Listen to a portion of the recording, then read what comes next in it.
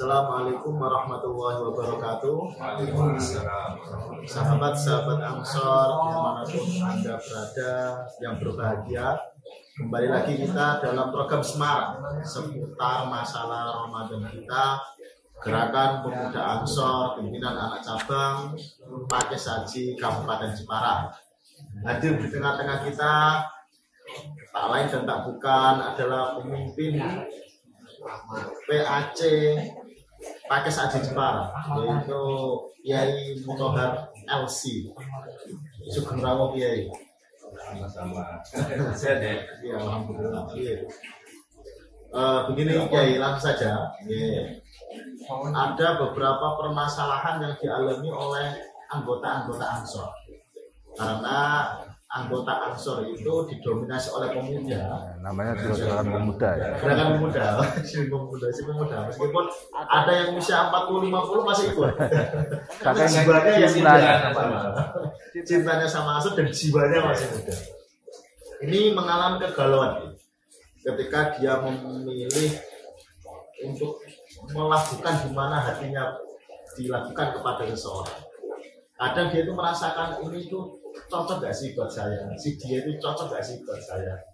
Khawatirnya nanti kalau sudah menikah ternyata ada hal-hal yang tidak biasa. Ini ada apa tidak resep-resep di dalam agama terkait di dalam memilih jodoh yang baik itu bagaimana? Ya, terima kasih atas waktunya. Assalamualaikum warahmatullahi wabarakatuh. Selamat malam sahabat-sahabat sekalian dimanapun Anda berada. Terima kasih atas waktunya Ustadz Alex. Untuk memilih jodoh memang ini gimana ya, banyak hal yang harus kita perhatikan. Karena kalau kita melihat jodoh, pinginnya kan yang enak-enak, pengen yang cantik, kaya lagi, solihah, pengennya sempurna seperti itu. Nah, cuman masalahnya terkadang itu kita tidak harus seidealis gitu.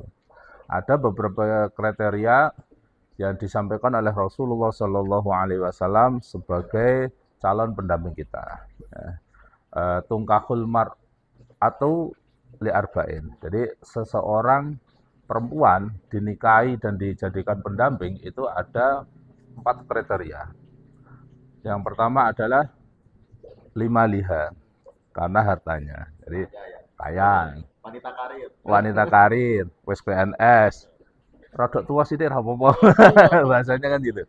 Yang penting kaya. Nah, itu satu kriteria yang menjadi acuannya.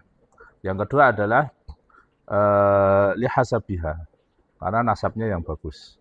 Orang tuanya, bapak ibunya, leluhur-leluhurnya ini dari orang-orang terhormat. Ya, itu yang kedua. Dan yang ketiga adalah lijamaliha, karena kecantikannya. Makanya dalam Islam sebelum kita menikah itu disyariatkan adanya khitbah, nadhar, melihat wajah dan kedua telapak tangannya. Kalau wajahnya ini rupawan, cantik, dan hati kita itu srek sama dia, bisa dilanjut. Nah, itu disyariatkannya adanya khitbah sebelum menikah, karena kecantikan dari calon kita. Dan yang terakhir adalah lidiniha, karena bagus agamanya, taat kepada Allah Subhanahu wa Ta'ala dan Rasulnya. Nah, dari 4 kriteria yang bisa kita amati ini, nah, kalau bisa keempat-empatnya sangat bagus dan sangat ideal, sangat perfect. Tapi kita ya juga paling ora ya rodok ngoco lah. Lah aku iki sapa kok untuk sek perfect ini. Nah, paling tidak dari 4 kriteria ini, ya Rasulullah Shallallahu Alaihi Wasallam itu berpesan kepada kita, fadfar bidzatid, taribat yadak. Ada prioritas dari keempat ini. Kalau bisa semuanya alhamdulillah. Tapi kalau tidak bisa jangan sampai kita stres. Mencari yang sempurna sampai tidak dapat, akhirnya kita stres. Jangan sampai. Nah, paling tidak ya, kita utamakan satu kriteria yang jadi prioritas kita, yaitu wanita atau perempuan yang bagus agamanya, pendidikan agamanya bagus, ya. Kemudian dia taat kepada Allah dan Rasulnya, taat kepada orang tua, Nah, kriteria seperti ini insya Allah nanti akan taat pada suami. Akhlaknya bagus ya. Jadi Rasulullah berpesan kita lebih mengutamakan pilihlah wanita yang baik agamanya. Maka ketika perempuan itu baik agamanya, kehidupan rumah tangganya, bojone rapate ndek duit dan rimo. Kan bahasanya seperti itu. Ketika diajak untuk kebaikan mudah.